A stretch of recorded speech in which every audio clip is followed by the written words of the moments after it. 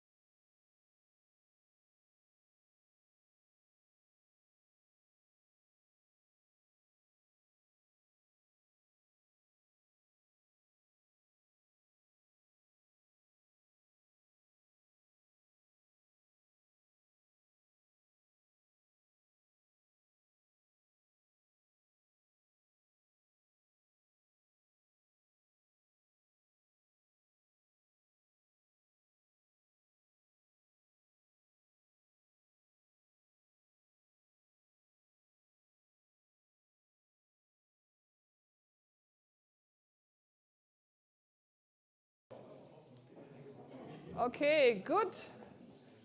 Great. Ah, that sounds like a very great audience. Thanks again. Welcome to Borkum and welcome to our SPP Winter School. And as I indicated this on this slide, there couldn't be a better weather than in this week. So everybody who came here will enjoy a wonderful sunny week on the island. And sorry for those guys staying at home. Maybe next time, so we have a remote audience potentially listening to us. Mikolai is so kind and is streaming this out on YouTube so that those who couldn't come had to stay at home, couldn't travel, had at least a little bit of a sneak of what we are doing here this week. So again, it's a pleasure to have you here. Thanks for traveling such a long distance. Some with an intermediate stop in Emden. Also, thanks that you collected together. Obviously, also had a nice evening out there. And now finally, we can open it and we can enjoy a great week together. We have set up a great program and just give you a quick glance again. It is sometimes subject to change, so please have a look regularly. So we will starting today, or we already started with a nice science walk, and some of you took the opportunity to chat to each other. So please now put the results of your discussions on that little post-it notes. They're kind of distributed around your tables.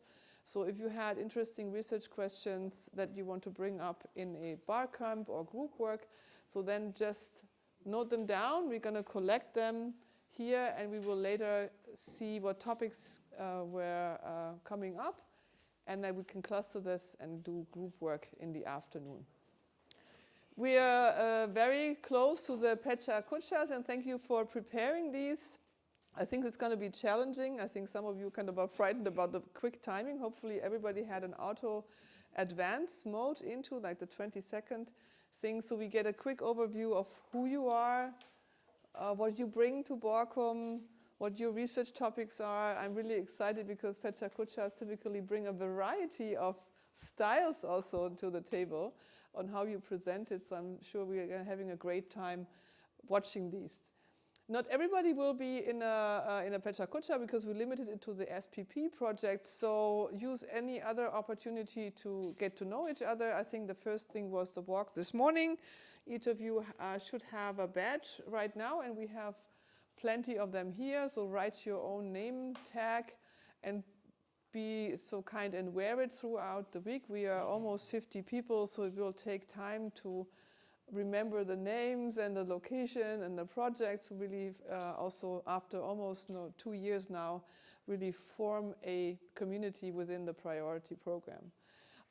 There will be lots of time to connect and to talk. I think this day we had a packed lunch on the sunny terrace outside. This is excellent weather. I think around noon you will have full sun there. We did all pack our lunches, and for those who just arrived, we have a huge box of pre-packed lunch. We had a nice table packing effort this morning in finding a lot of bread and rolls and also fruits for you, so that you're not going to starve over lunch. So we can have a joy here, an hour here. And we also want to give you some space, like this 1 hour from 1 to 2, leisure time, walk around. Some people might have to do some emails. Let's see how that goes.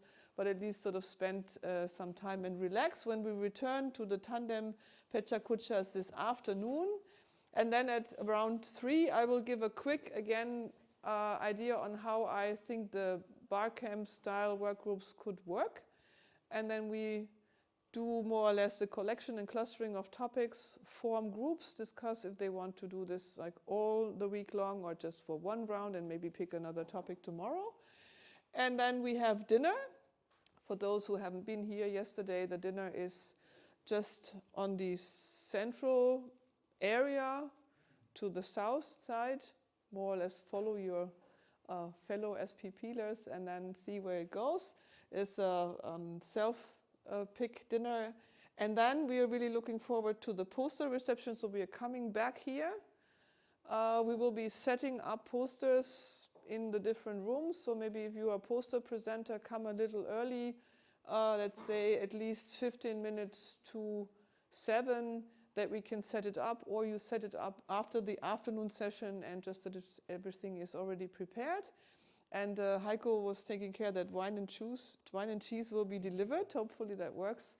And we decided for 2 poster rotations so that not everybody has to stand on her paper and poster and also can see other things, so that sort of half of it will be presenters and then it changes after an hour, and then we go to rotation 2, and I think the list is all in the slide set. That's already a full packed day for today, so to give you a little bit more relaxed days tomorrow, we will return here and then go out into the group works. And to also coordinate and maybe build smaller groups, we have set up the Slack for everybody. So if you haven't joined it, just join the Slack for the winter school. Also because the area is huge. Assume you are kind of late for some meeting, you would still have a channel where you can find your group, to which place did they go, which room did they choose.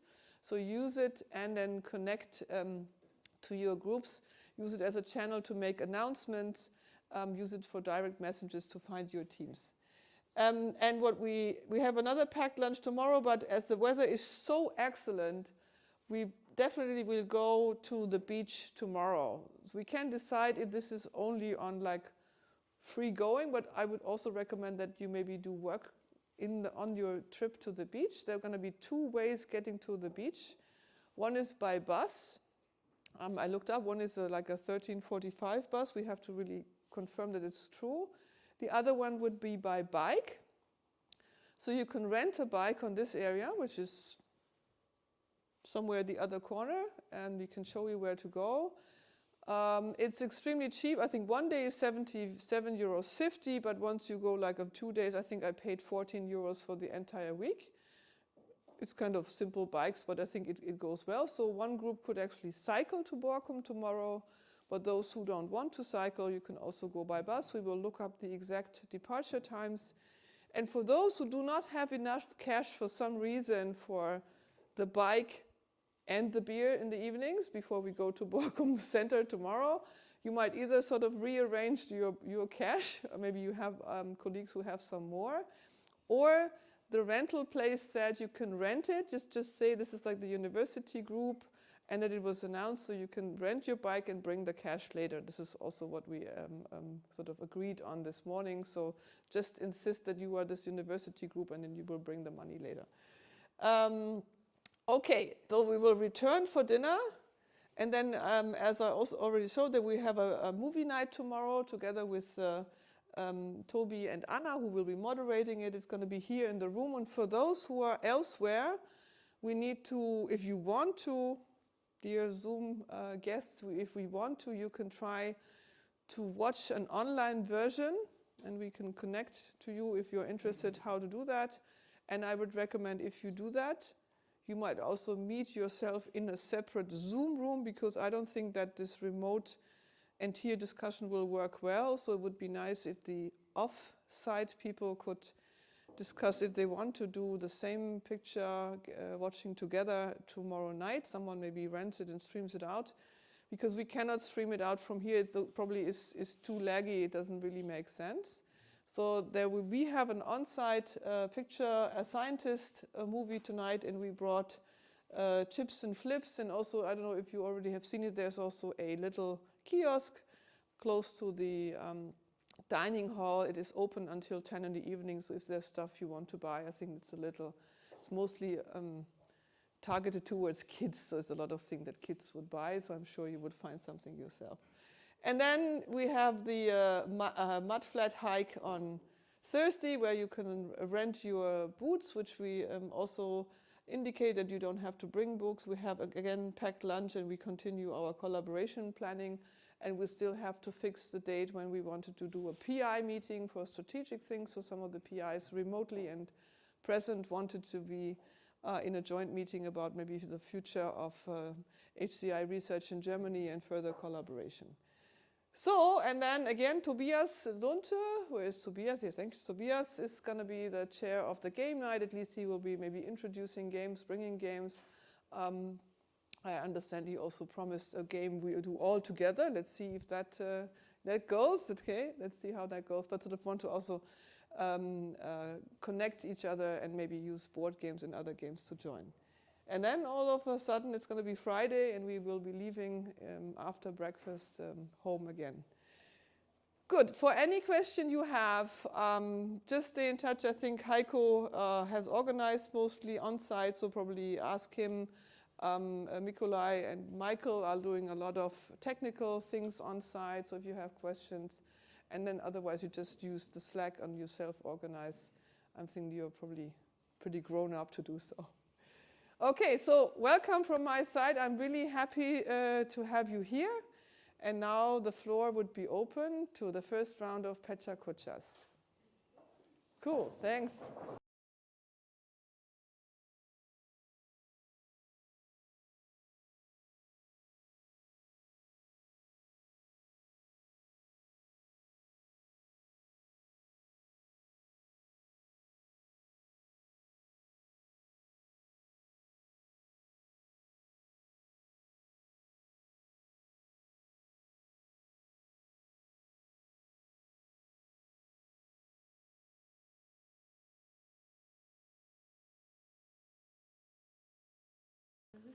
Hm? Okay. Alps. Das hier. Genau, ja. Da steht aber das Bild nicht drauf. Bitte? Also das müsste jetzt gleich. Ah, okay.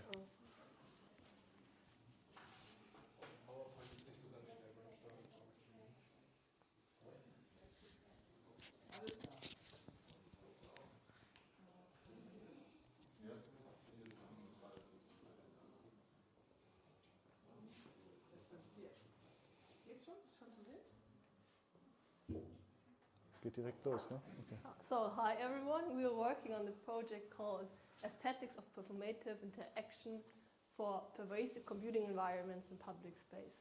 So basically, we explore how technology needs to be designed for everyone to feel good. So not only for the user, but also for the spectators. Yes. It should switch automatically. Yes. No, we set the timer, but Does it work? We will have to check if it quick, maybe. Switches automatically. Doesn't seem Otherwise, we can just switch I think I manually.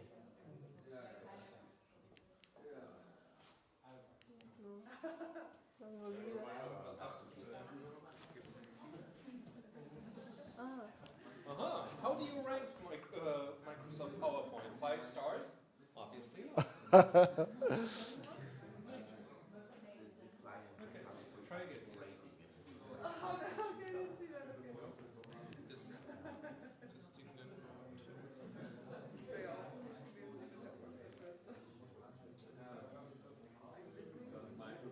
Ah, yeah. You just say next slide. Okay. Okay. So as that's we are a cooperation between Universität Siegen and LM Munich. For Siegen, it's Professor Mark Hasenzahl and Alarit, and for Munich, it's Professor Diefenbach and Stefan Tretter and myself. Next, please.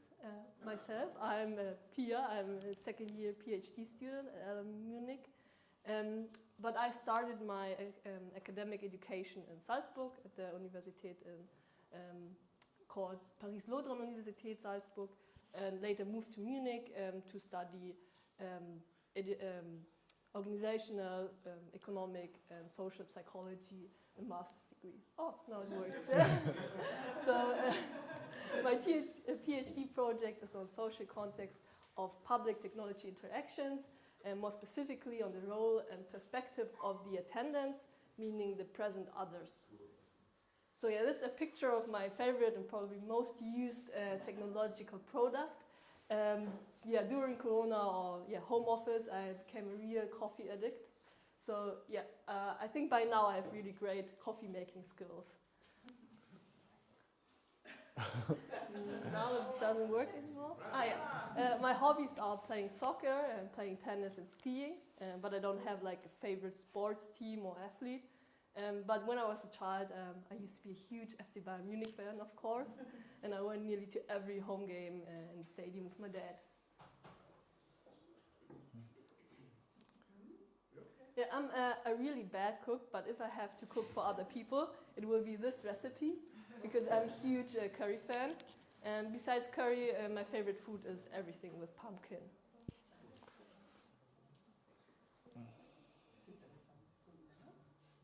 The recipe is on the slides. Yeah.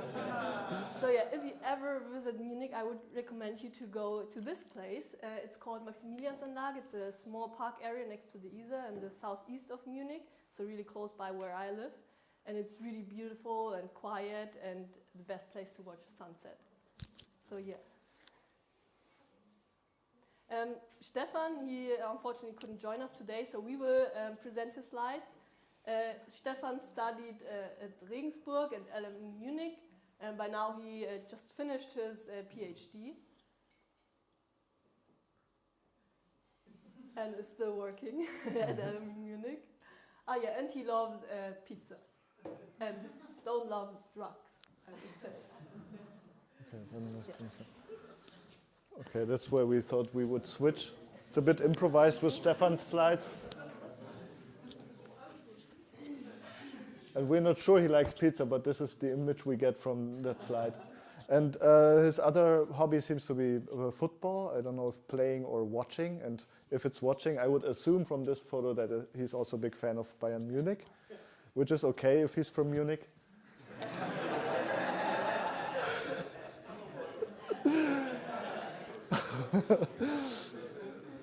And the third thing we talked about this actually before.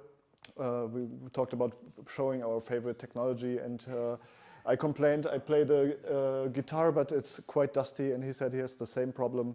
It's people are too busy nowadays to engage in their hobbies, and so he likes to play the guitar as well. Oh, now it's me. That's my name. I'm Alarit. It's a weird name, I know that. There used to be a Gothic leader who conquered Rome and was a horrible warmonger otherwise. In the middle, you see a character from a computer game. It's a merchant. I don't know the game, but maybe you played it, and that's it. I started studying psychology in Saarbrücken, and I've been to France for an exchange as well. Then I added a master's in education technology, also in Saarbrücken, and in Kyoto in Japan. And now since 2017, I'm in Siegen as a PhD student in HCI. My research topics, on the left you see remembering technologies generally. I'm interested in autobiographical memories. In the middle is my PhD topic. It's on collaborative shift scheduling of nurses, and I have another slide about this later. And on the right you see the IPS project we're currently working on technological interaction of people in several places. This is my favorite slide probably. It's my favorite food. It's called okonomiyaki, and it's a Japanese type of pancake, if you will. It's with cabbage. It's really, really awesome, and if you ever go to Japan, you should try it in different cities because it's very different in different places, and sometimes they put noodles on top, sometimes they don't. Yeah, these are my hobbies. I like to study languages if it's allowed to meet with people. I study Japanese and French, and I didn't put Portuguese in there anymore because I don't speak it anymore at all. And I used to go bouldering a lot at times when people could socialize, but I didn't do that in 2 years now. 3 people that have really shaped maybe my my scientific path is Stephen Toulmin. On the left side, he wrote an awesome book about argumentation and what an argument is in different sciences. Noam Chomsky, I like him as a person in many facets in a way. And on the right, you see Elizabeth Scharf. She has written an awesome book about praxis theory. About Cologne, everybody knows the favorite places in Cologne. I added another one that's maybe not so famous. It's a VR train compartment. You can go in there and visit the historical city of Cologne. I think they have it in Dresden and in some other German cities as well, but yeah. My last slide about shift scheduling, if anybody is in touch with nurses who would participate in a 15 minutes online study, please contact me. I'm currently looking for people. And that is our presentation.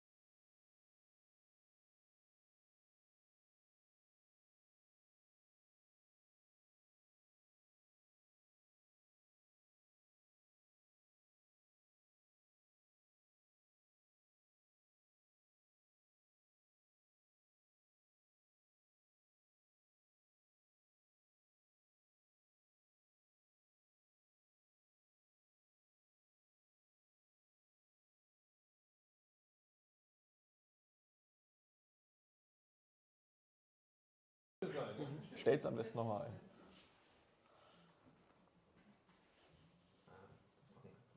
Ich mach's dann weitermachen. Du weißt noch so. Auf die Plätze fertig sein.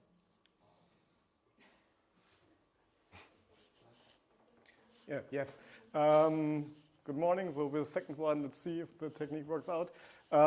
Apart from the students, we are 3/4 of the project Pervasive Computing, and you can read the subtitle Pattern-Based Variable Assistance for Safety Critical Human-Computer Interaction in Control Rooms, and that's basically what we try to achieve.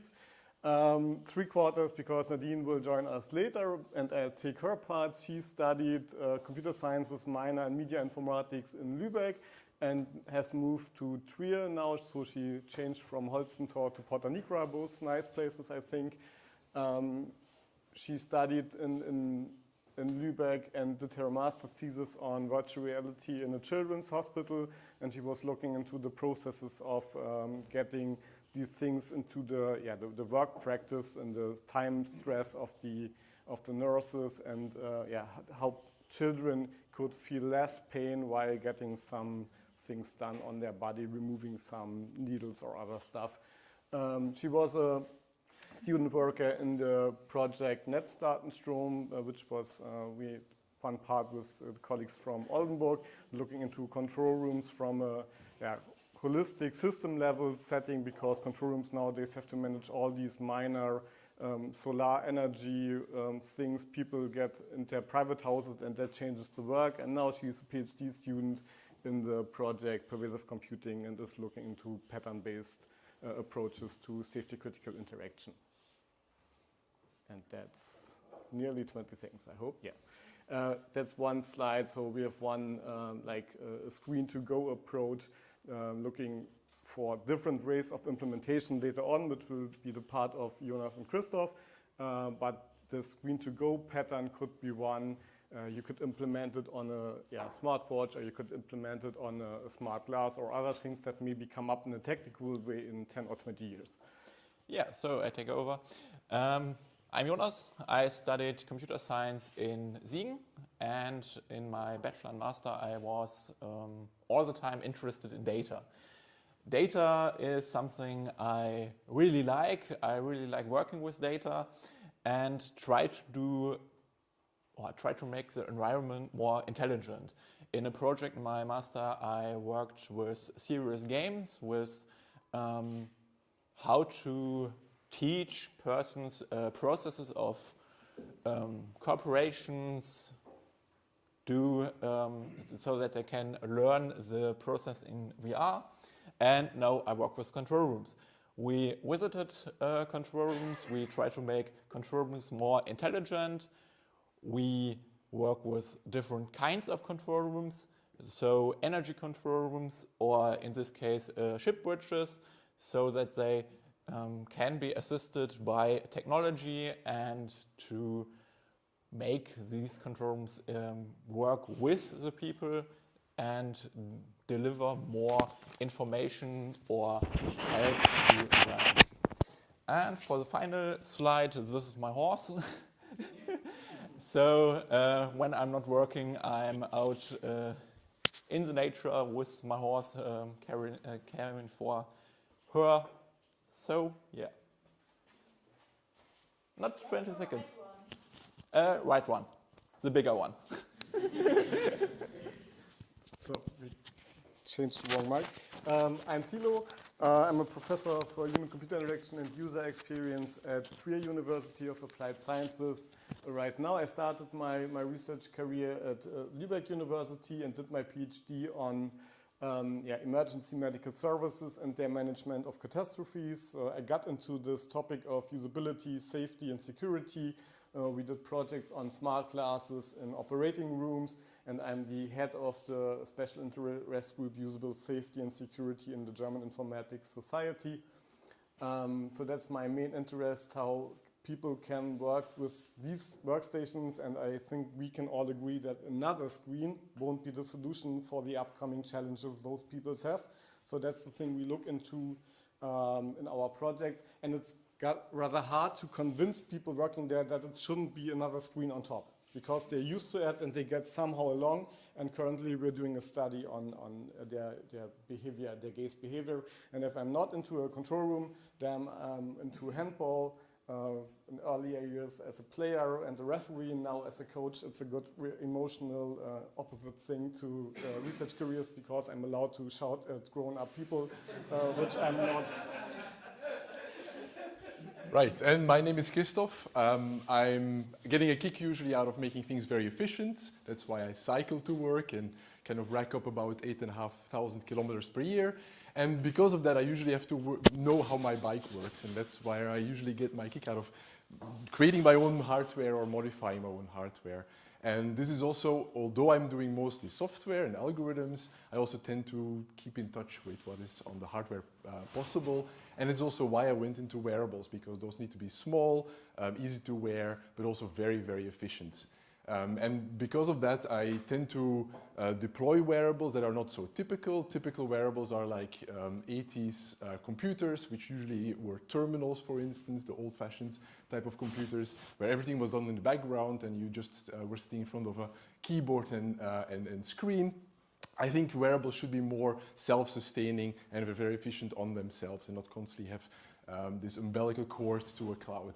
And I think this is also very relevant for people who want to improve their work lives. So also there, I think their wearables can mean a lot and can make sure that people in their work life, wherever they go, nomadically, get more efficient and get more aware of what they're doing themselves. And this is also the contribution, I think, for pervasive computing, where people, as Tilo said already, usually sit long shift hours behind their computers on their desks. I think moving a little bit more would not hurt. This is usually what people's bodies are meant for, and I think that's where we can play a big contribution.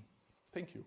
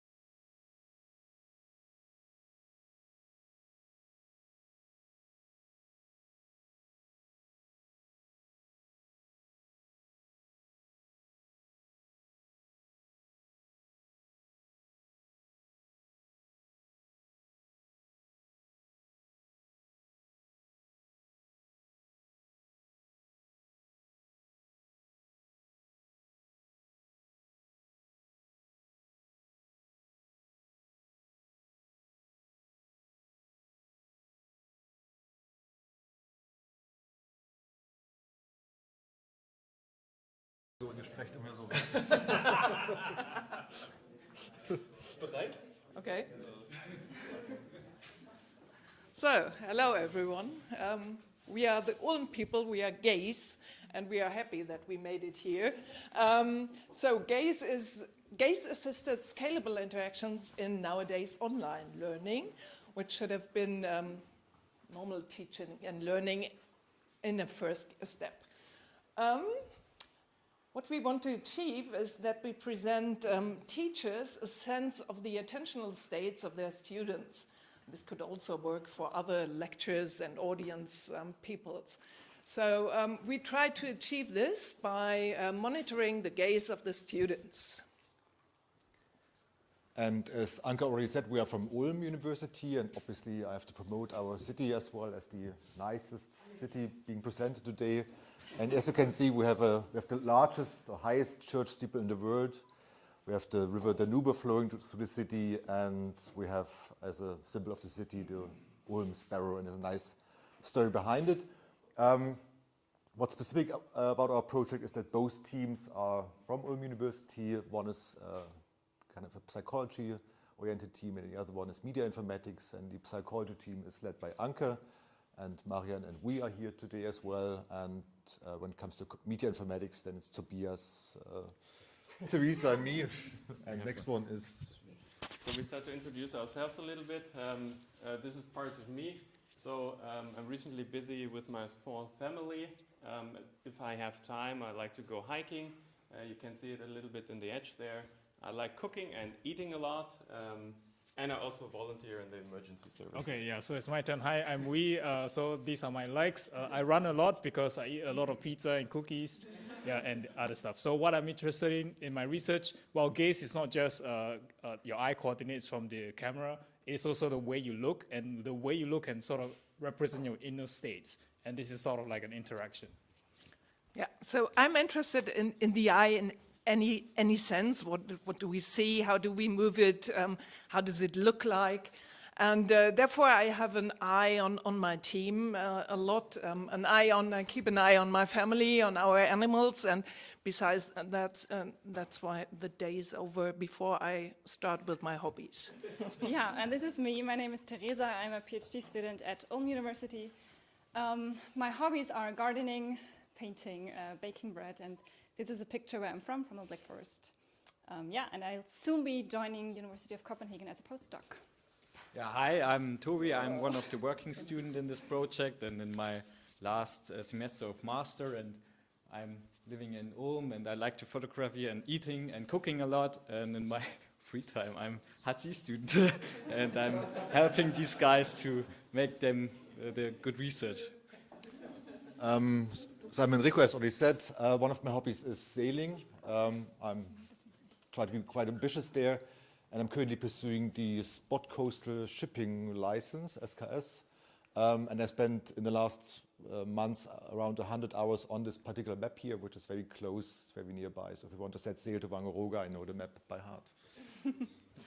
Yeah, and in the following, we're going to present you some of our ongoing work and also on projects that are almost done. Towards our vision of improving the connection between listeners or learners and teachers in online learning. And this is one of our first projects. Here we try to analyze gazes of the audience and to show them in some type of visualizations that would help the teachers to know what's going on in the students, like are they attentive right now or not. And the next one is... So as you probably know, the first thing you do isn't perfect. And so we got feedback on our visualizations, and then we started to optimize them and make them less distracting and more information rich. And this is a project that's currently running, optimizing these visualizations. We also looked into predicting performance out of gaze data in two projects. And the first one is where we predict performance out of gaze synchronicity. So if you are looking at places where everybody else is looking, does this predict performance? And indeed it does. So if you look at where the average person is looking, this is good. We also try to predict performance between looking where the teacher or lecturer puts the laser pointer. And as it turns out, similar to the other project, this is also really good. If you keep looking at the laser pointer, this predicts that your performance in a later test will be better. Yeah, speaking of laser pointer, we investigated that some of the presenters are not using the laser pointer at all, but it would be helpful for students and viewers. And I'm investigating to use the shared gaze and switching between the laser pointer and gaze. Yeah. Yeah, okay. So do we perceive people the same if we present the whole face versus just part of the face? So by removing certain parts of the face, is the person the same or different? There are some characteristics that remain similar, but what they are, you have to come by our poster. And if you are now convinced that gaze is really a fun topic for future research, then please find us at our two workshops that we're going to hold in the future, one at ETRA 22 and one at TEAP 22, and they are about the connection of gaze and education. Another event we are organizing is the German Pre-Chi, which will be in the beginning of April in Ulm. And there you can present your Chi paper. You can just go there to kind of meet others who are going to present there something. We have currently around 60 registrations for that, and we will have more than 24 papers being presented there. And if it was all too fast, we are available at the poster. So it looks like this. And yeah, bring snacks. It was written by all of these. So do not forget the drinks.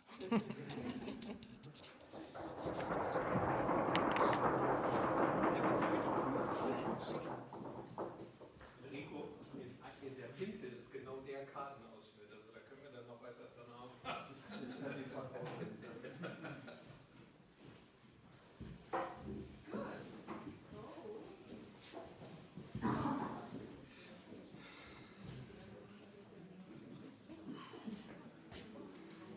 Microphone? Yes. Did you send another update or? No, it should be there. Because I downloaded this before the session, so unless you did any last minute changes. Otherwise I'll download it.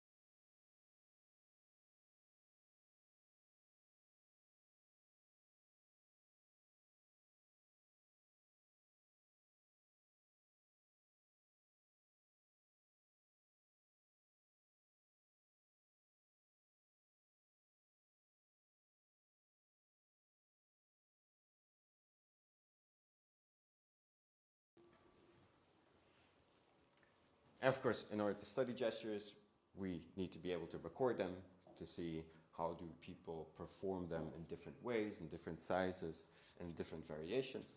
So we're actually working on a recording process with the ideas that we abstract from hardware, but we can also visualize it in virtual reality so that I can actually connect it a little bit to my thesis and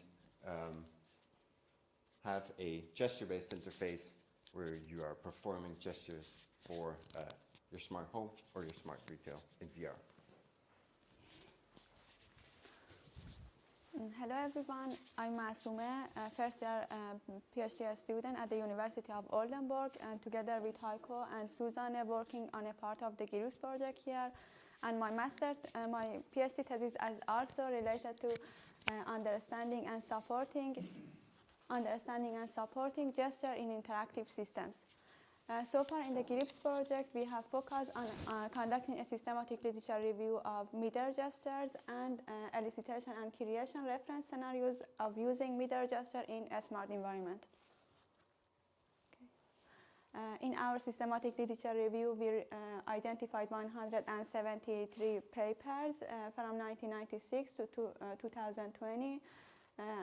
Our approach here was based on the existing methods for conducting a systematic review. It consists of 5 steps: exploration, identification, screening, eligibility, and inclusion. The aim was collecting all of the middle gestures and analyzing them. We classified the gestures based on a existing taxonomy. The dimensions of this taxonomy were body part, flow, binding, and form and nature. And for exploring the gesture that have potential to be using as a universal gesture, universal and scalable gesture set, we identified the gestures that are the most frequent gesture that there is in most of the application domain in HCI, and calculate for them agreement rate to reach a consensus gesture set. And about our current step, we are doing a scenario elicitation in a smart home environment. The University of Oldenburg have access to a living lab with separate kitchen, bedroom, bathroom, and so on. The lab already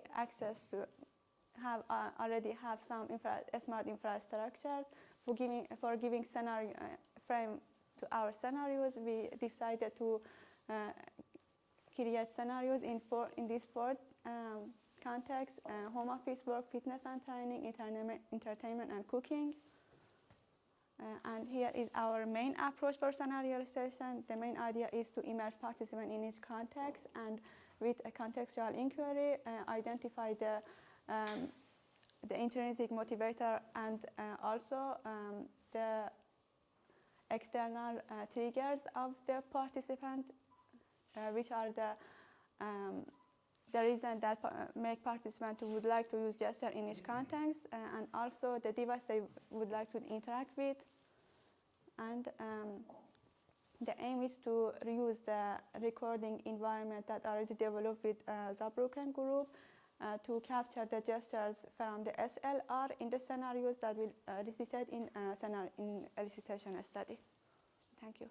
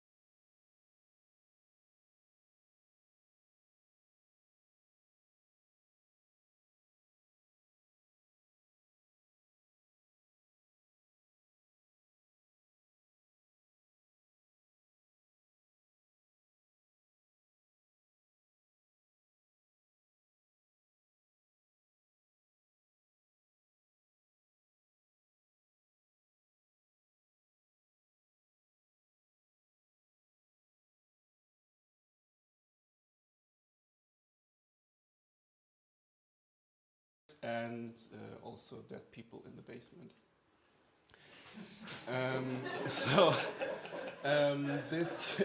I'm getting to work with this bunch of awesome people. This is the picture of our last IDC in Venice.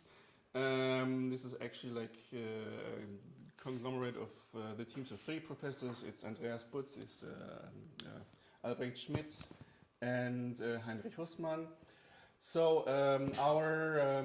our project is a cooperation of 2 departments. It's the Department of Psychology, represented by Professor Sarah Diefenbach of Business Psychology, and Professor Andreas Butz, who represents the Media Informatics compartment with human-computer interaction. So I'm trying my best to impersonate my team members now. So this is what Andreas Butz doing what he loves doing best. This is where we went on a Via Ferrata tour, where he showed us like all the techniques, and so he's a real mountain person, and the thing his family thinks he can do best is being a smartass. So not my words, him. So this is Sarah Diefenbach. She is the representative of the psychology part of in our project. She's into HCR, UX design, social robots. And her mantra is that life is too complex for just one mantra. I like that. So this is Daniel Ulrich. He is in our department. He is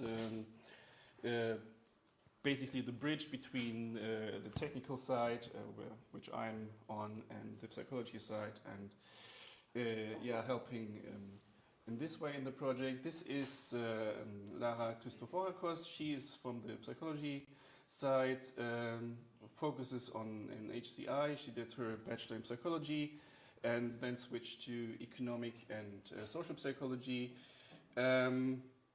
You can see here, like, she's from Turkey/Greece, and her hobbies are running, and this was on the coast of Istanbul. This is Corinna Horns. She is currently on maternal leave and researches how to best please a very young infant. Next, and about to join our team, is Svenja Schöck. She's also here. She will be not on the Perform project, but on another project which is really close by. We're working on a very related topics. She will join in April and focus on trust and predictability. Understandability. Sorry? Understandability. Kind of goes hand in hand. Yeah. So that's me doing what I like best. You see me here snowboarding 2 weeks ago. In the back, that's Yannick. My expertise is in HCI and puzzling others. And about our project. We saw the problem that we have now very intelligent homes. Everything is connected, everything has Wi-Fi. We have a dishwasher that communicates with the Velux fences and windows, and we have fuel lights, we have everything.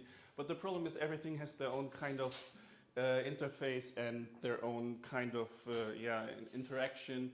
So we thought, like, how about we create an overarching concept of a kind of an Alexa that just does everything for you and has a personality, and use this personality as the interface that you interact with. So that's very nice. But what about all the dump objects in your home, like the pepper mill, the cup, and so on? What do you do with them? So we found the solution. Why not use robots? So we can integrate robots into the smart home environment, the dump objects in the smart home environment. And by that we can basically control everything via one interface, which is one of these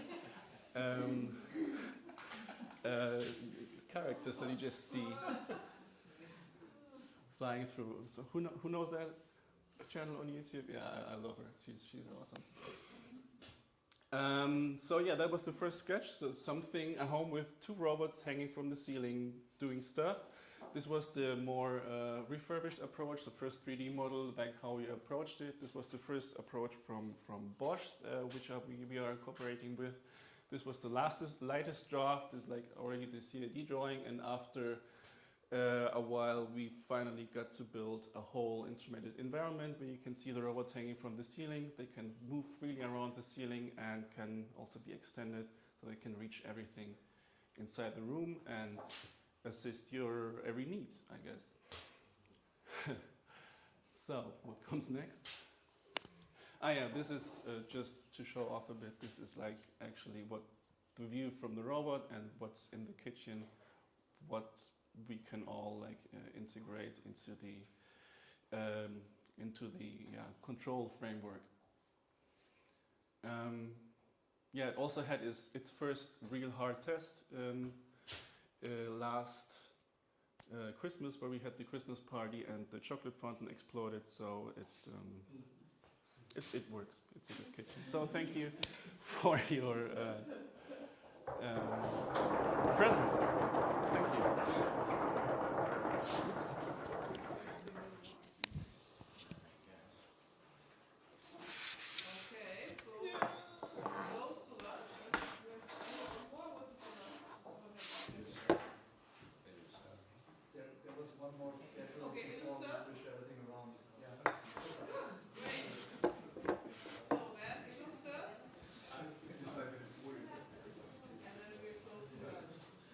Hier nochmal was. Ich glaube, wenn man es runterlädt, kann es sein, dass es von gestern. Alles klar, das habe ich dann schon. Also eigentlich sollte es auch automatisch gehen. Please flip it up high. Up high? Okay. Please flip it. Let's see if I can flip. Braucht ihr eure Notizen? Oder? Nee, wir haben keine Notizen. We're winging it. Ready when you are. Ja, okay. Okay. Start. So, hello everyone. First of all, we want to mention that we are very happy and thankful to be here with all of you at the winter school here on Borkum. And yeah, Yannick and I, we will now present you our research topic within the SPP, and this is called Illusionary Surface Interfaces. So the team consists out of two duos, and these are Katrin Wolf and me. We are based at the Berlin University of Applied Science and Technology in Berlin, as the name says. And the other duo is Albrecht Schmidt and Yannick, and they are based in Munich at the LMU. Yeah, so the PhD tandem consists out of Yannick and me. And we will now give a short overview of the project, of our work within the project, and last we will introduce ourselves a bit. Yeah, and the work in the project you can see later on the poster rotation. Yeah. So the aim of our project is really to enrich the interaction with everyday objects, with pervasive computing environments, by augmenting them with haptic illusions. So we try to trick the user's haptic perception to hopefully target them to make interfaces better in some way. And this has been studied in cognitive science and it's coming to HCI. So we just started out with a systematic literature review of haptic illusions in HCI. And after a long search, we came up with this whole thing, which we can't explain in 20 seconds. But basically, there are a lot of different properties, a lot of different methods, and we just try to figure out what hasn't been done before but still has some potential. So what I'm focusing on is a very specific property of haptics, which is stiffness, so how soft or hard something feels when we're pressing down. And I'm trying to figure out how we can actually simulate different materials using these illusions. And I'm in an early stage of building a prototype, hopefully trying to figure out how far we can go with illusions to actually build something like this. But also stiffness is not only used to simulate materials, but it's also used in any mechanical system that we're operating, like buttons, sliders, doors, whatever. So that's also interesting to me to try to figure out how we can actually emulate these things, which are usually more difficult to actually do for affordances. Yeah, here's a short overview of my work within the project and what I've done so far, and it's the designing of widgets for augmenting everyday objects with virtual interfaces, the assignment of feedback to an object, and creating haptic illusions. And yeah, now I will talk a bit about me. So I'm Marco, I'm 36 years old, living in Hamburg, working in Berlin. So, and I started, or my path to HCI started by doing my bachelor thesis. And yeah, I have done my bachelor in Hamburg, and the topic was using the animations of trading card game figures to find out if these are influencing the decisions of the players. And after that, I've done my master also in Hamburg in digital reality, and the topic already was the designing of widgets. So when we augment everyday surfaces, how has the interface and the widgets to be designed for this case or use case, which is already now part of the work in the project. And I started during my bachelor and master to work as a student assistant in 2 different research projects, also in Hamburg. And yeah, there I figured out that I want to continue it in future. Yeah, so this was a good starting point. This is an overview of my hobbies. I also like cooking, eating, traveling by bike, with bike, and yeah, as you can see, always mostly combined with fishing. And yeah, so camping, and yeah, best of all is combine all these hobbies in one activity. And so my future vision is to continue research in HCI, but yeah, I also want to do teaching things. So I think my future hopefully will be at the university or University of Applied Science as a prof and teach other people in the field of HCI. And important things for me in life, especially in these times, is peace, equality, my family, and a healthy and green planet. And with that, now Yannick will continue. Yeah, first of all, Dito, just everything else up. Yeah, so that is me. Oh, sorry. Yeah. Okay, it's fine. It's just a slide. That's me a few years ago. I'm in my 2nd year now starting. I started right around the last winter school, so it's been a very fun year. And how did I get here? Basically, my academic career, if you can call it that, started deep in the Black Forest. So I was very excited that someone said something about Black Forest earlier. In online media, which is basically a lot of web programming, some economics. That's also where I first got in touch with VR and AR, which really got me hooked, probably because of those graphics, because they're amazing. And then I actually had my first contact with actual HCI research during my bachelor's, where I did some interaction techniques for VR and compared them, including natural language interfaces, and actually wrote my first papers, so where I really got hooked into research. So I went to LMU afterwards, going directly into HCI, so I studied HCI for my master's. And there I just got more deeper into mixed reality, which I'm really interested in now, and also got introduced to haptics. So these are my 2 main interests now, mixed reality and haptics. If you want to talk about any of those, come contact me, that would be very nice. And if I'm not working, I'm doing all of these stuff. Like every other PhD, apparently, I play guitar, so we can make a band just playing guitar. Also, just anything related to board sports, so skateboard, snowboard, board games maybe as well. And that's probably the same picture that you saw earlier from a different angle from Carl. I show the mountains, not Carl, because I think that's more interesting, I guess. That was random, by the way, that was not planned. Okay, thank you.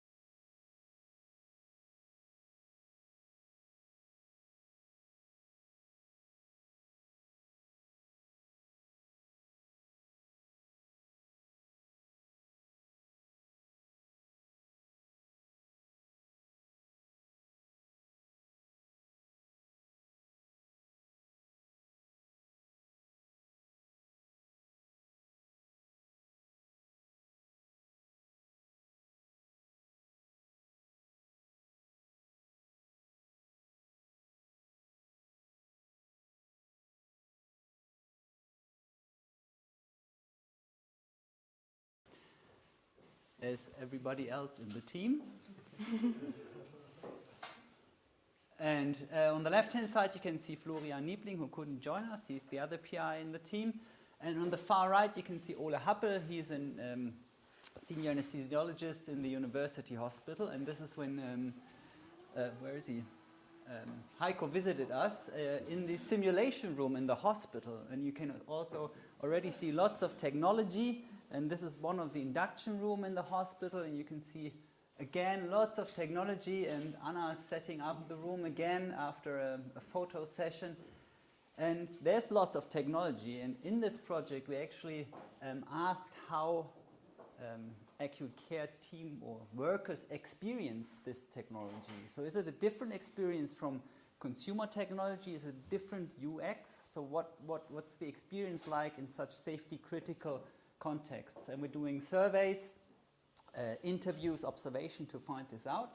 But we also design technology. So we try to get different data sources and combine them in, let's say, more modern interaction methods, like this is our future vision of what it might look like in one of these induction rooms in a couple of years.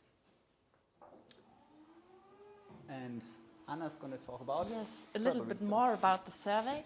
That's the first study we did, and we did a bit of qualitative but also quantitative work on motivational orientations, psychological need satisfaction, and product quality, and compared acute care technology to consumer technology. And you can see it clearly differed, and sadly, some of the scales aren't applicable, so it's still a bit of research needs to be done there. And the second study is about it's a field study, a qualitative field study. We went to the University Hospital of Würzburg, accompanied anesthesiologists, and looked at the experiences they have with work technology in acute care.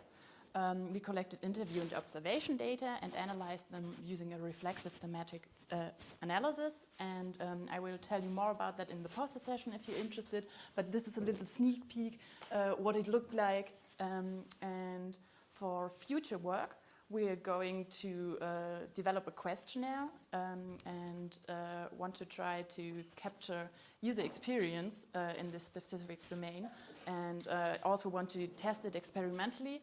And we will use this prototype from previous work at our department. This is Cassandra, a cognitive aid that helps doctors to monitor the symptoms and also get diagnosis right.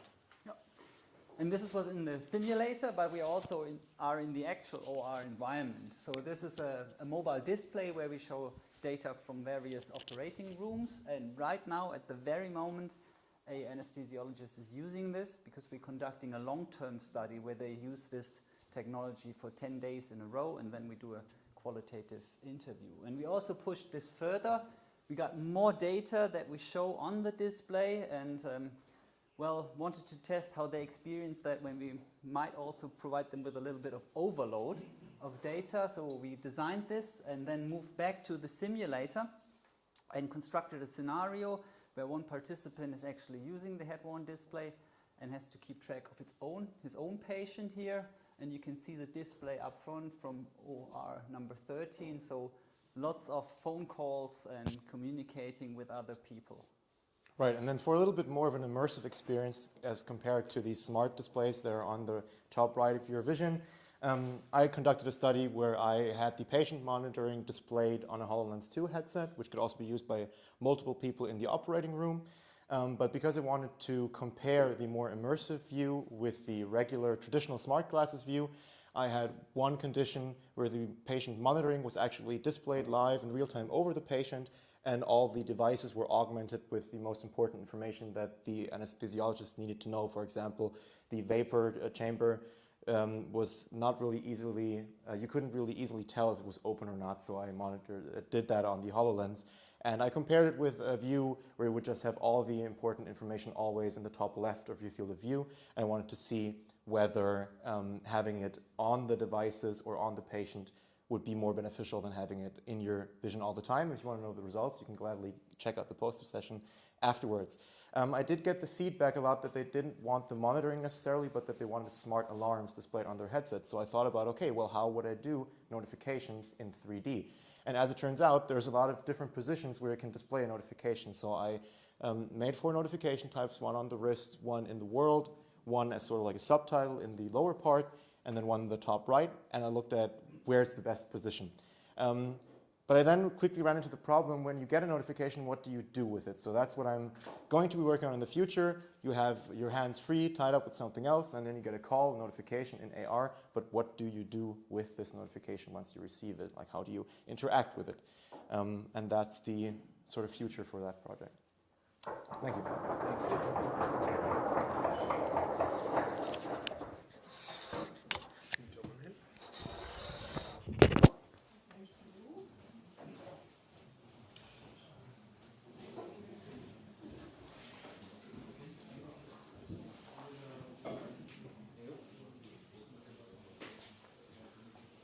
Welches nimmst du? Oder willst du dich selber anstöpseln? Oder? Nö, ich nutze das hier als zweite.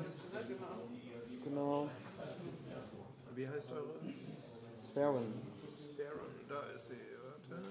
Wenn du startest, Ja, dann Moment, starte ich synchron. So schnell schießen die Preußen nicht. Yeah, you just need to plug in. Oh, yeah. Okay.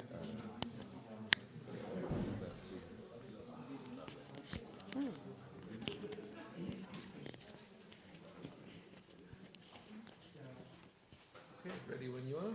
Ja, perfekt. 3, 1, go. Hello. Hello everyone, I'm Dirk. I'm nice to see you in Wheel. I'm pleased to present you our project, Scalable Pervasive Health Environments. Unfortunately, I am alone this week, but my colleagues join virtually. I'm a part of the Sphären project, which combines the Bremen University and the Technical University of Kaiserslautern. Bremen is with Rainer and Georg, and Mark goes with, and Kaiserslautern goes with Mark and myself. We investigate pervasive environments for health in a smart home context, which means that are scalable across multiple users, multiple devices, and or designed for long-term use. And we began with wearable devices. So wearable devices integrate different sensors and in a very compact form factor. So by that, situations can be reflected, and for example, training can be improved. We analyzed different commercial wearables and their included sensors, and find out there is no solution to integrate these technology inside, for example, virtual reality or mixed realities. So by this, we started from a small vision and developed some requirements of our system. This leads to the vision that we could combine tracking technology with a sensor platform, as you can see here. From this starting point, we did some prototypes, tested different hardware and sensors. Here are some prototypes. We checked or tested different placements of the heart rate sensor and power supplies, and we tested different connection between the system and the applications. In our first study iteration or test iteration, we conducted a study with 17 participants. We checked the system confidence and got a first, I would say, first feedback from the user, and that leads to a paper which accepted, and we will see it this year. In a second study, we investigate the placement of the UI in the virtual environment, and the main question was what kind of placement of the UI is suitable for improved VR training. Currently, we are working on a full fitness tracker for virtual reality to give the user the opportunity to track and analyze their data. Or, for example, to give the researchers the opportunity to use the system as a logging control system. Further, we want to implement the system in our game. It's called Pausenexpress. The game is focused on a short workout of the lunch breaks, for example.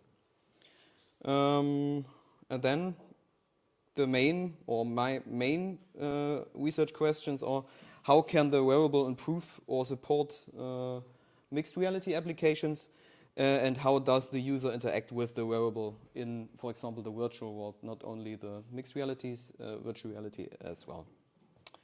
And now I introduce myself.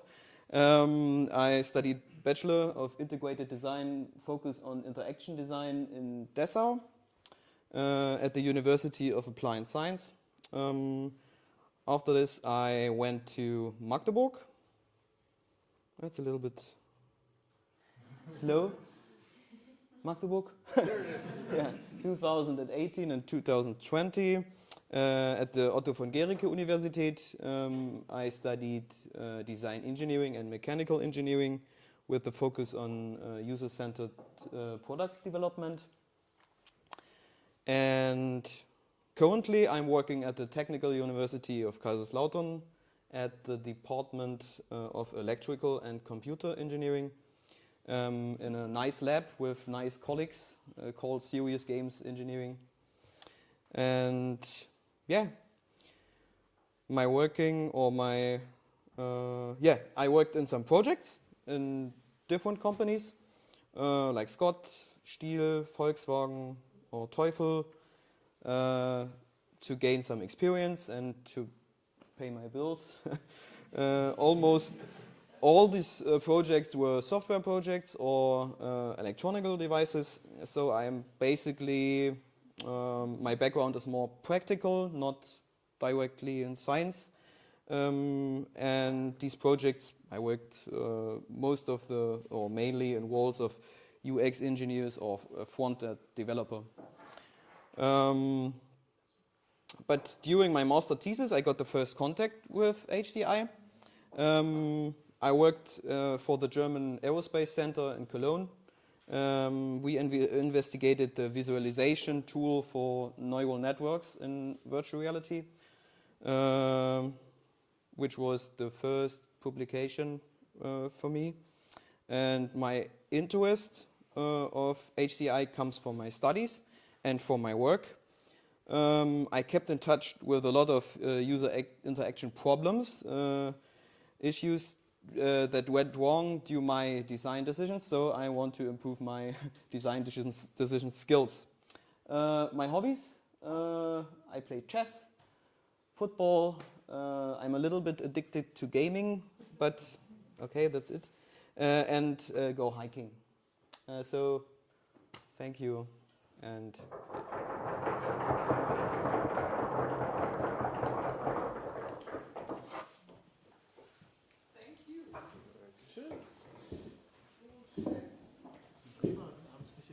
ja, keine Ahnung.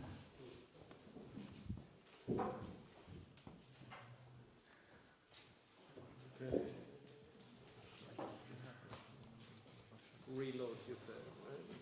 Na, die ganzen Tracking-Komponenten. Also quasi, dass man das Game-Objekt an sich tracken kann. Also wir wollten jetzt nicht so einen extremen Aufwand machen und jetzt irgendwie noch so ein Tracking-System bauen. Wir wollten halt das so ein bisschen Open Source halten, dass alle das einfach aufklicken können und testen. Also ein bisschen so ein Open Source Gedanke. Deshalb haben wir es einfach. Oh ja, I'm so sorry. I forgot. Sorry. No worries. Please finish it.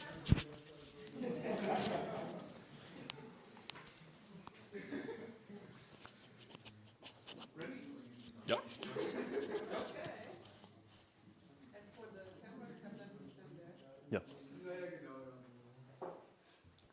Hello everyone, I am Nargis, and together with Michael, we present the progress of RHYME project. This is a collaboration between Oldenburg, Saarland, and Aachen University. The key approach of RHYME project is designing, prototyping, and evaluating scalable actuators and sensors for future smart home. As I mentioned, I am Nargis. I am a fourth-year PhD student at Saarland University.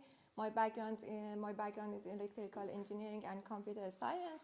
I enjoy hiking, traveling, and photography, and these are some of my previous projects.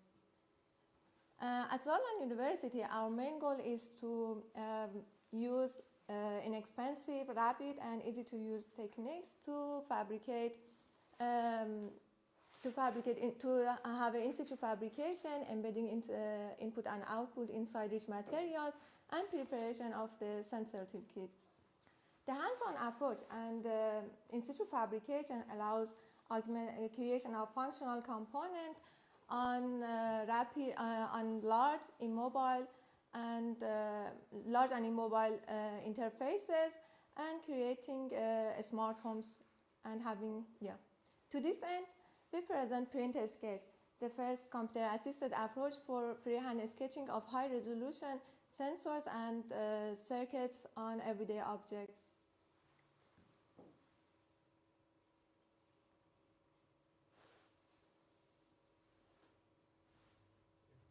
Print Sketch tightly integrates the ease and expressiveness of freehand sketching with high-resolution inking that dynamically adapts to the previous surface materials, user movement, and conductive and power sketch elements. Printing with handheld printer creates a number of challenges. First of all, our hands move at different speeds and might shake our achiever. And also, sketching is an incremental approach and requires spontaneous decision making. And printing on everyday materials, which have different absorption power, requires adapting the ink on the fly. To solve this issue, Print Sketch combines the benefits of sketching and computer-supported printing that dynamically adapts to the previous sketch elements, user movement, and also surface material.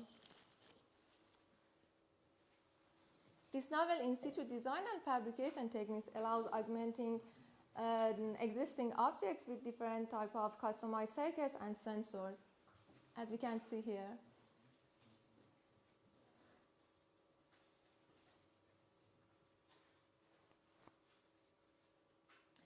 Okay, if you want to know more about the project, please check out our upcoming Kai paper. Now I hand it to Michael. Hi. Thanks. All right, hi. I'm Michael. There's been a lot of change of the initial plan we had because we wanted to be a proper Pesha Kusha, but it seems we were given a bit more freedom to speak and talk. Anyway, so I'm Michael, and I'm from the University of Oldenburg. I'm together with Susanna Ball as well as Heiko. So a bit of my background, as you see in the next slide, prior to coming to Germany, I spent about 7 years in Namibia. And there I worked with marginalized communities where we co-designed and created technologies,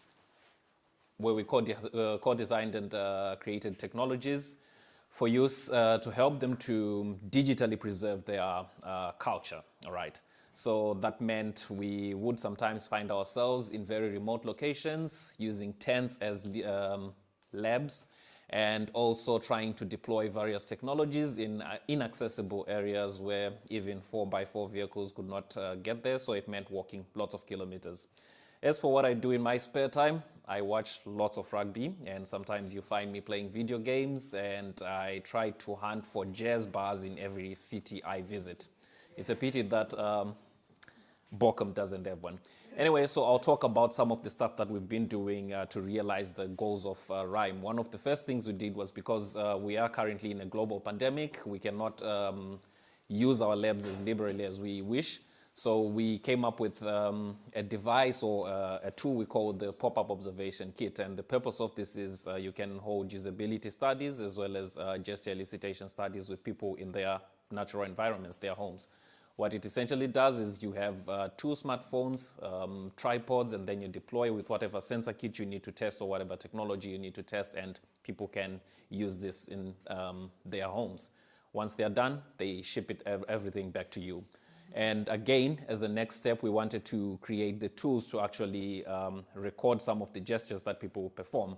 And for this, we tried to fabricate sensor mats, which was a total failure because we realized that it was difficult for you to come up with something that's robust and at the same time can be used and transported. As you can see on the far right, it's a mix of wires, and the very first trial, before I was even down the stairs, the whole contraption was broken. So we had to go back to try and fix everything. And so this led us to trying to research more about what other tools we can use, and what we ended up getting was a prefabricated mat from Sensing Text. I'm not sure if the picture is supposed to... there we go. So we ended up buying, it's a prefabricated mat. It comes with its own little controller, and you see I brought it along, so later on maybe I can have a demo for this. And it still accomplishes the same tasks we envisioned at the beginning. And our hope is to deploy that mat as well as the observation kit in the form of a pop-up observation kit and sensor-based gesture elicitation package. And moving on. Okay, so again, as the next step, we wanted to find out, okay, once we have this kit and we are deploying it to different people or different users, which spaces can we gear this for? And so far, we strongly believe that we can concentrate on home offices, living rooms, as well as kitchens. The living room would be a fun space. The kitchen is also maybe in the middle between a fun space and a serious space, whereas the home office is considered serious. And from this, we have had discussions about what people want to control when they are in these different spaces, what smart home elements they want to have access to and control. And this is part of what we came up with. We discovered that people view and see the different spaces, the couch armrest, desk, cushion, and as well as the kitchen table, as places where you can control different elements of a smart home. And also they gave examples of that. And to expand it a bit more, we concentrated at some point on the work desk to try and see how do people view the spaces that they work on, planar surfaces that they work on, which spaces are more reachable than the others, so that if we know the reachable and easily accessible spaces, we can perhaps reimagine how to embed control interfaces on those spots. And now, for the past 2 months, I guess, we've now been expanding work from the planar work surface desk to the living room again to try and identify and understand the different attitudes and behaviors of people as they control their smart homes when they move seamlessly from one place to the other. Because like we said, one is a fun space and the other is more serious. But then does that affect the attitudes? Does that affect the behaviors of people as they are doing that? So we are hoping that our work, our findings, the lessons we learn in the human behaviors and attitudes can be used by Nargis and the team to perhaps make more usable or functional hardware prototypes, tangible and then embedded input-output devices in everyday objects in the home. Thank you.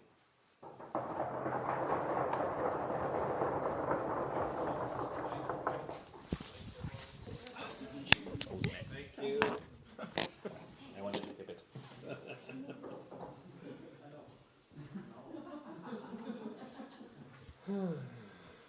Wo seid ihr?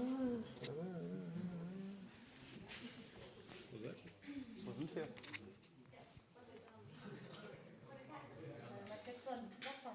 The last one. Winter School. Scalable Biometrics heißt der, oder? Ich habe auch nach S gesucht. Sorry. Malia? Ja. Also. Test. Ready when you are? Yeah, ready. Okay. So you will start. Yeah, I can start. I'm not sure if did you add the 20 seconds? Yeah, anyways, we will see. So welcome everyone. I'm Stefan, this is Alia, and we today like to present you our project, Scalable Biometrics. It's a project between the University of Duisburg-Essen and the University of the Armed Forces Germany in Munich, Flo's group. And that's Flo's group. I thought our group come first. Anyway, Flo unfortunately can't make it here, as well as his group.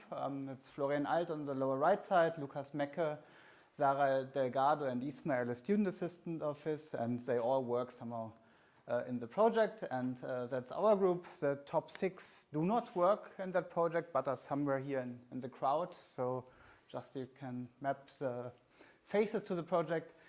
And here the main people on the project are Alia, Uwe, and myself, who work on the biometrics part. And yeah, so yeah, I come from Cairo, Egypt, and from this photo you can learn 2 things. One, though camels exist, they're not used for transportation. And 2, based on German people experience, do not go there, inside the pyramid. Yeah, in addition to procrastination, I enjoy having food, spending time with my boyfriend, and like traveling a lot with Yumna. She's a familiar face for some of the people here. No? Yeah, in contrast to Alia, I like more cubic buildings and not pyramid-shaped buildings. So I studied in Essen and then moved from a PhD to Stuttgart with Albrecht, who's not here anymore. Disappeared. That's basically what you learn about Albrecht when you do your PhD with him. Besides doing my PhD, I like football, and that's also something Flo and I have in common. And since I saw a lot of pictures of the wrong stadium, that's a place. That's a place to be, and also Flo likes it very much. He just does not like to admit it. Besides football, I like winter schools. That's our winter school from last week, the week before. And it's an amazing winter school. Thanks again to you to organize it. The only point of critique would be that the white stuff and the hills are missing. Yeah. And that's a pity, because then I could have done the greatest joke of all times. But now we have, unfortunately, to start with the real content. The project Scalable Biometrics basically aims at understanding how biometrics, and particularly behavioral biometrics, can move from the lab to the real world. And I think that's a real challenge, because mostly these things are tested in the lab in a very controlled environment. And then Alia tells more about it. Yeah, part of the work is to understand how people behave with their devices, and we conducted a survey on users' device interaction with personal and chain devices and the effect of the pandemic upon that. Yeah, we can find that more things happen there. To understand how the risk of shoulder surfing happens, we used, like in a study, we had a prototype with the camera embedded there to see the view of the front-facing camera to assess the risk of potential shoulder surfing. Though this is not part of the behavioral part, but it's more of the attacker's behavior understanding. For behavioral biometrics, we have gait identification, and for this we wanted to explore the effect of different factors upon the recognition accuracy. So we, like in different surfaces and different activities, like talk and with people or on the phone, carrying objects and different shoe types. So this is another, on the typing behavior, mimicry, influencing the typing behavior of users. It's a game by the team of Lucas, so I don't know much information on, but it changes the behavior based on the feedback on the there. We want to extend the work by considering the robotic arms as an input for the behavior of the user, so that we can understand if we can identify people by directly interacting with the robotic arm. I think this is important when it comes to like critical things when it comes to interaction with the robotic arms. For the sense handle, we like working on identifying people based on the way they open the doors by having sensors on the door handle and understanding the motion of it. Mimicry attacks are part of the behavioral biometrics. So if a person mimics another person, that could be granted access based on that. And we here help the attacker becomes a better attacker by mimicking the walking pattern of the victim. And it's used in VR now. We have a study conducted in VR, but we want to extend it also in AR. Here we use the magnetic field for influencing the typing behavior on a keyboard, also with a magnetic field. So between the ring on the finger and the keyboard, they push the fingers of the user there to change the typing behavior of them. Another visual thing, but it's on the mobile app rather than an actual keyboard. So here we have changing, like placing visual notations on the interface so that the person can change their behavior, the typing behavior. Another work on shoulder surfing here, but here we use the 360-degree camera to record setups that are not easy to conduct studies in real life, and accordingly we use these 360-degree videos, display them in virtual VR headsets embedded with gaze trackers, so that we can understand how people look at the phones and perform shoulder surfing in the wild without actually being in the wild. Finally, this is the feedback provider for the participants or for the users. We want to understand the feedback, how the direct feedback changes the behavior of the users also with typing. I'm not sure. I think that's all. I think that's it. So, thank you very much. We're done.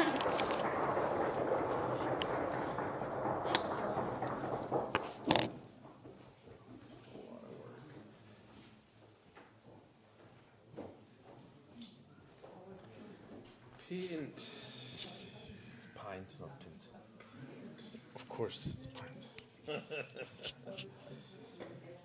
Okay, does it work like that? I hope so. Yeah.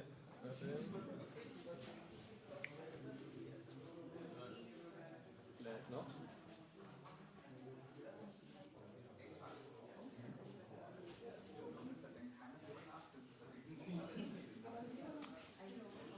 All right, hi. Yep. Go. So this is Dimitar. He's not a PhD student, but actually one of the co-PIs of the project. He's currently a researcher on HCI looking into virtual environments at the University of Saarland. Before that, he actually has been part of my group at the University of Münster. That's me.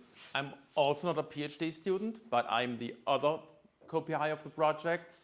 And I'm basically a professor in visualization, so not exactly core HCI, but quite related to the topic because we are also dealing with interactive systems.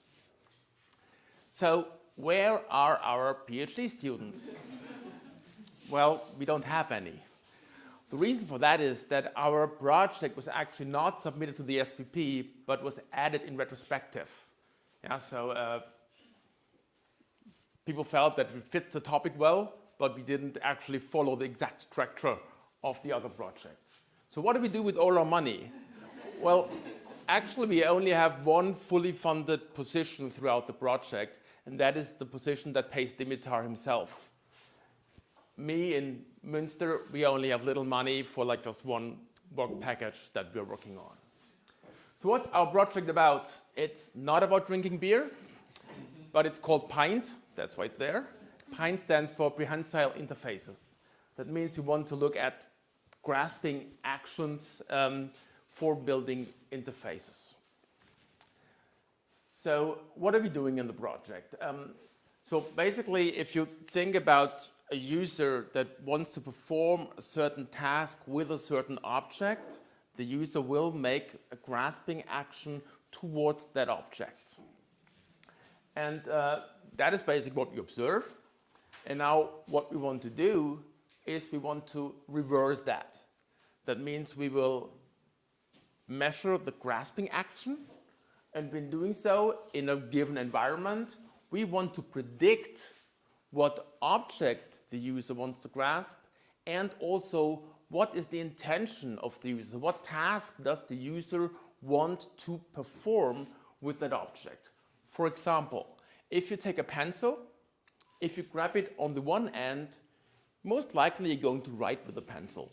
If you grab it on the other end, most likely you're going to use the rubber, right? So where you grab the object tells you what the intention for the usage of the object is. Also, not only where, but also how you grab the object can make a difference. For example, if you take the pen again, if you want to write with a pen or if you want to point with a pen, there's actually two different things, and you would grab the pen in a different way. So what are we doing?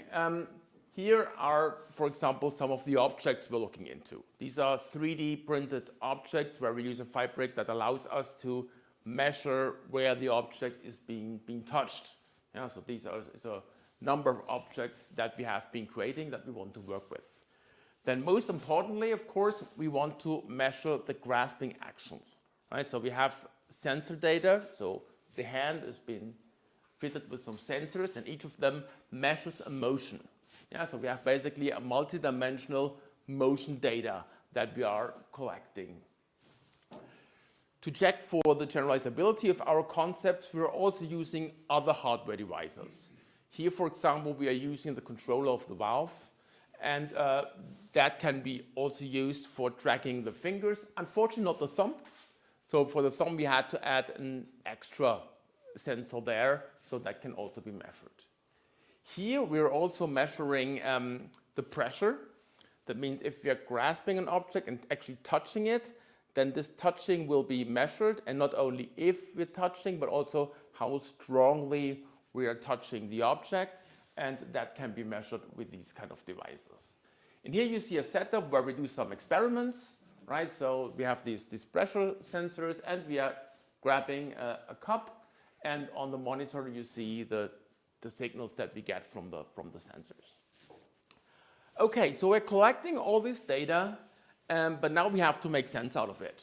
And this is where our part, the Münster part, comes into place. So we are basically analyzing this multidimensional motion data that we have. And here you see on the left two of these paths for one action being performed by one person on the same object. And here you see paths on different objects. And you see, well, it seems kind of feasible that we can do something with that, because the paths do look different if you operate on different objects, and do look similar if you operate on the same object. Yeah, so that tells us that we may have a good chance of actually distinguishing what we want to do. Of course, we shouldn't look into one person only, but we should also look into cohorts of people, and they are then performing different actions. That means we have different conditions for the two cohorts. Here we used some band visualizations for different projects, so this is different type of data. But just wanted to show you the idea of using cohorts. And then if we have two cohorts, we can compare them, and then we can see how soon we can predict what's happening, right? So how soon do these motions disappear, diverge? And that gives us the sweet point where we can allow to do that. That brings me back to PINE, right? So the prehensile interfaces that we want to develop. So we want to develop improved interfaces based on this idea that we have user interaction concepts on this prehensile data that we are acquiring. This is my last slide. And since we also had to talk about hobbies. I've put together a slide that shows Dimitar's hobbies. He's actually not here, so that's good. I can show that. I didn't tell him before. That was my presentation. Thank you very much. And we also have a poster, so please come along if you want to chat with us. Thank you.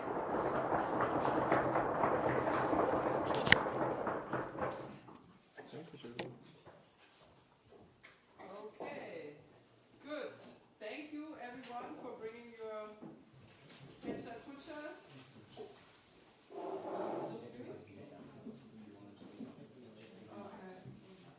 Someone else is there still?